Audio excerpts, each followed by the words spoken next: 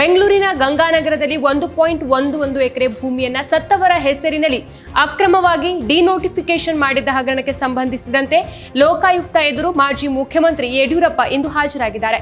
ಲೋಕಾಯುಕ್ತ ತನಿಖಾಧಿಕಾರಿಗಳು ಯಡಿಯೂರಪ್ಪ ಅವರನ್ನ ತೀವ್ರ ವಿಚಾರಣೆ ನಡೆಸಿದ್ದಾರೆ. 2007 ಮತ್ತು 2010 ನಡುವೆ ಮುಖ್ಯಮಂತ್ರಿಯಾಗಿದ್ದ ಎಚ್.ಡಿ. ಕುಮಾರಸ್ವಾಮಿ ಹಾಗೂ ಬಿ.ಎಸ್. ಯಡಿಯೂರಪ್ಪ ಅವರು ಗಂಗಾನಗರದ ಭೂಮಿಯನ್ನ ಅಕ್ರಮವಾಗಿ ಡಿನೋಟಿಫಿಕೇಶನ್ ಮಾಡಿ ಕುಮಾರಸ್ವಾಮಿ ಅವರ ಬಾಮೈದನ ಹೆಸರಿಗೆ ನೋಂದಣಿ ಮಾಡಿಕೊಂಡಿದ್ರು.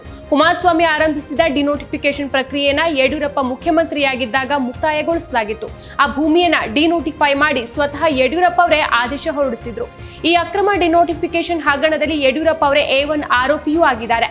ಅವರಿಗೆ ವಿಚಾರಣೆಗೆ ಹಾಜರಾಗುವಂತೆ ಲೋಕಾಯುಕ್ತ ಇಂದು ಬೆಳಿಗ್ಗೆ ಸಮನ್ಸ್ ನೀಡಿತ್ತು. ಇಂದು ಮಧ್ಯಾಹ್ನವೇ ವಿಚಾರಣೆಗೆ ಹಾಜರಾಗುವಂತೆ ಸೂಚನೆ ಕೂಡ ನೀಡಿತ್ತು.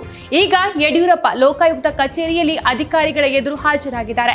ಲೋಕಾಯುಕ್ತ ಎಡಿಜಿಪಿ ಮನೀಶ್ ಕರ್ಬೇಕರ್, ಐಜಿ ಸುಬ್ರಹ್ಮಣ್ಯೇಶ್ವರ ರಾವ್ ನೇತೃತ್ವದಲ್ಲಿ ತನಿಖಾಧಿಕಾರಿ ಬಸವರಾಜ್ ಮಗದುಮ್ ಅವರು ಯಡಿಯೂರಪ್ಪ ಅವರನ್ನ ತೀವ್ರ ವಿಚಾರಣೆ ನಡೆಸಿದ್ದಾರೆ. ಬೆಂಗಳೂರಿನ ಗಂಗಾನಗರದಲ್ಲಿ 1 ಎಕರೆ 11 ಗುಂಟೆ ಭೂಮಿಯನ್ನ ಸತ್ತವರ ಹೆಸರಿನಲ್ಲಿ ಅಕ್ರಮವಾಗಿ ಕುಮಾರಸ್ವಾಮಿ ಹಾಗೂ ಯಡಿಯೂರಪ್ಪ ಜಂಟಿಯಾಗಿ ಡಿನೋಟಿಫಿಕೇಶನ್ ಮಾಡಿಸಿದ್ರು. ಎಲ್ಲರೂ ಮರೆತು ಹೋಗಿದ್ದ ಈ ಹಗರಣವನ್ನ ದಾಖಲೆಗಳ ಸಮೇತ ಈದಿನ.com ಬಯಲಿಗೆಳೆದಿತ್ತು. ಈ ಬೆನ್ನಲ್ಲೇ ಹಗರಣದ ತನಿಖೆಯನ್ನ ಲೋಕಾಯುಕ್ತ ಅಧಿಕಾರಿಗಳು ಚುರುಕುಗೊಳಿಸಿದ್ರು. 2007ರಲ್ಲಿ ಕುಮಾರಸ್ವಾಮಿ ಮುಖ್ಯಮಂತ್ರಿಯಾಗಿದ್ದಾಗ ಅವರ ಪ್ರಧಾನ ಕಾರ್ಯದರ್ಶಿಯಾಗಿದ್ದ ನಿವೃತ್ತ IAS ಅಧಿಕಾರಿ ರಾಕೇಶ್ ಸಿಂಗ್ ಅವರಿಂದ ನಿಯಮ 164ರ ಅಡಿಯಲ್ಲಿ ಲೋಕಾಯುಕ್ತ ಅಧಿಕಾರಿಗಳು ಮ್ಯಾಜಿಸ್ಟ್ರೇಟ್ ಮುಂದೆ ಗುರುವಾರ ಹೇಳಿಕೆ ದಾಖಲಿಸಿಕೊಂಡಿದ್ದಾರೆ. ಮತ್ತಷ್ಟು ವಿಶೇಷ ವಿಡಿಯೋಗಳನ್ನು ನೋಡಲು ಮತ್ತು ಹೊಸ ವಿಡಿಯೋಗಳ ಬಗ್ಗೆ ತಿಳಿಯಲು ಈದಿನ.com ಯೂಟ್ಯೂಬ್ ಚಾನೆಲ್ ಸಬ್ಸ್ಕ್ರೈಬ್ ಮಾಡಿ ಮತ್ತು ಬೆಲ್ ಐಕಾನ್ ಕ್ಲಿಕ್ ಮಾಡಿ.